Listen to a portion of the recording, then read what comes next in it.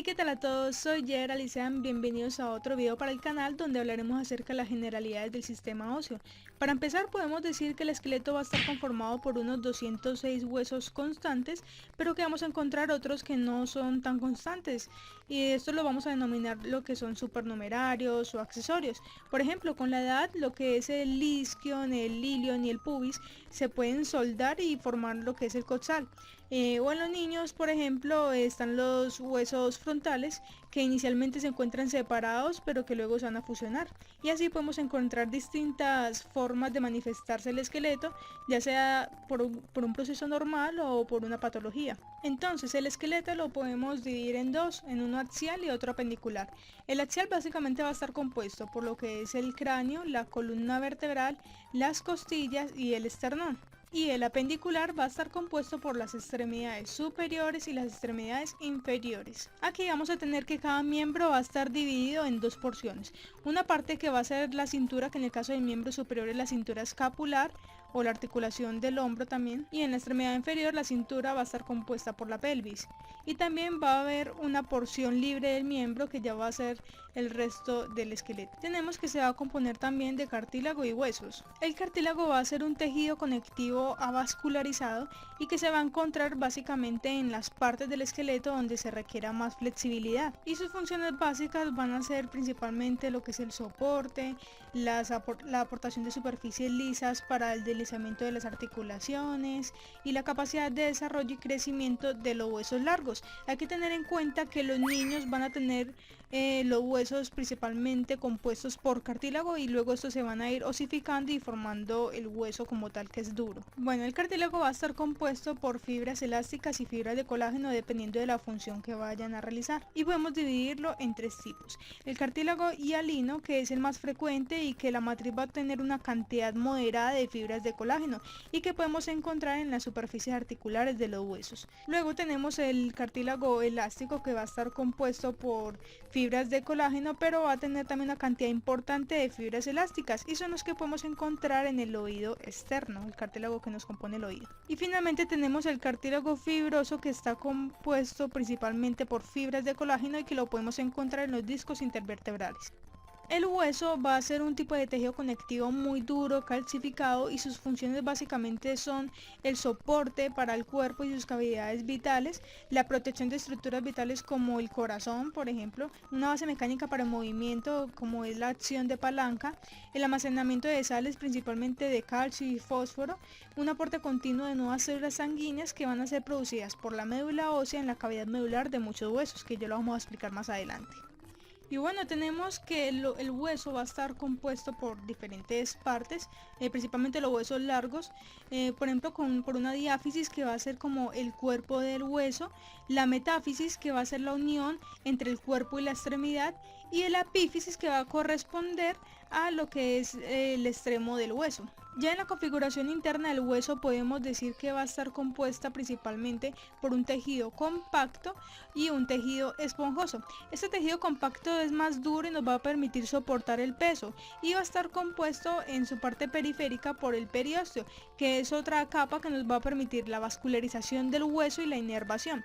Es por esto que si le preguntan a ustedes que durante una fractura el hueso duele, ustedes en general deben decir que no, porque lo que duele es la afectación de este periósteo. Ya el hueso esponjoso podemos decir que va a estar constituido por una serie de laminillas o trabéculas que van a delimitar espacios comunicados entre sí y que van a estar ocupados por la médula ósea. Una característica que podemos observar es que en los huesos largos, en la parte de la diáfisis o el cuerpo, vamos a observar que va a estar rodeada por una parte de hueso compacto que va a delimitar la cavidad medular. En cambio, en la epífisis vamos a observar principalmente hueso esponjoso delimitado por una delgada capa de hueso compacto. También la médula ósea la podemos dividir en roja y amarilla.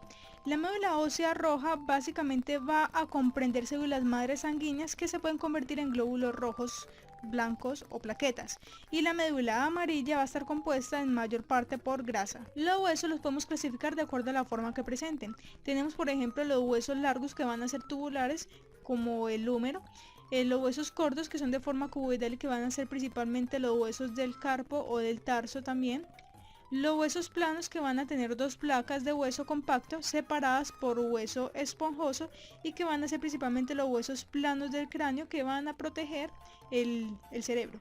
También vamos a tener huesos irregulares que pueden presentar distintas formas, como por ejemplo los huesos de la cara o también una vértebra, ya sea torácica o cervical, etc. Y los huesos sesamoideos como la patela o la rótula en la rodilla y que se van a desarrollar en ciertos tendones para protegerlos del excesivo desgaste. Podemos encontrar algunos detalles y formaciones óseas, principalmente en los sitios de inserción de algunos ligamentos o ya sea por el curso que llevan algunas arterias y nervios. Entre ellos vamos a tener uno, el capítulo y el cóndilo, que el capítulo es la pequeña cabeza articular redondeada, como por ejemplo ocurre en el húmero, y el cóndilo es un área articular redondeada que es semejante a un nudillo y con frecuencia es una estructura par. Están por ejemplo los cóndilos lateral y medial del fémur. Luego está la cresta, que es un reborde óseo y lo podemos encontrar en la cresta ilíaca. La cara, carilla o fosita, que es un área plana, lisa y habitualmente va a estar cubierta de cartílago, donde un hueso se va a articular con otro. Entonces, por ejemplo, está la fosita costal superior sobre el cuerpo de una vértebra para articularse con una costilla. El foramen, que va a ser un paso a través de un hueso, por ejemplo el foramen obturado, y la fosa, que va a ser un hueco o área deprimida, por ejemplo la fosa infraespinosa de la escápula. El surco es una depresión alargada y lo podemos encontrar en el húmero con el caso del surco del nervio radial. La línea es una elevación, valga la redundancia, una elevación lineal, que es la que puede dar el músculo sóleo de la tibia. Está también la incisura, que es una muesca en el borde de un hueso y la podemos ver en la incisura isquiática mayor. Una protuberancia es un abultamiento o proyección ósea, por ejemplo la protuberancia occipital externa. La espina y proceso espinoso, en el caso de la espina es un proceso semejante, pues valga la redundancia o como suena, a una espina, y es por ejemplo la espina de la escápula.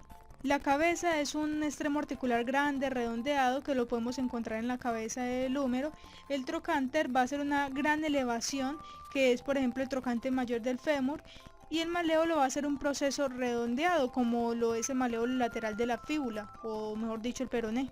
La tróclea es un proceso articular semejante a un carrete que actúa como una polea. La podemos encontrar en la tróquea del húmero. El tubérculo es una pequeña eminencia elevada, como lo es el tubérculo mayor del húmero, y la tuberosidad es una gran elevación redondeada, como lo es la tuberosidad isquiática. Con respecto al hueso, vamos a tener que estos van a durar años en crecer o madurar y lo van a hacer por medio de dos mecanismos. Uno es la osificación intramembranosa o formación del hueso membranoso, donde los moldes de los huesos mesenquimatosos van a formarse durante el periodo embrionario y la osificación directa del mesénquima se inicia en el periodo fetal. Luego está la osificación endocondral o la formación del hueso cartilaginoso, donde los moldes de los huesos cartilaginosos se forman a partir del mesénquima durante el periodo fetal y el hueso reemplaza posteriormente a la mayoría parte del cartílago. Esto ya lo verán con mayor profundidad en la materia de histología, o si quieren que haga un video respecto a eso, pues pueden dejarlo en los comentarios. Por último, respecto a la vascularización e inervación, vamos a tener que en el caso de las arterias están las periósticas, que van a nutrir el hueso compacto y van a atravesar el periósteo. Las arterias nutricias, que van a atravesar el hueso de forma oblicua, nutren el hueso esponjoso y la médula ósea, y las arterias metafisarias y epifisarias, que van a nutrir los extremos del hueso.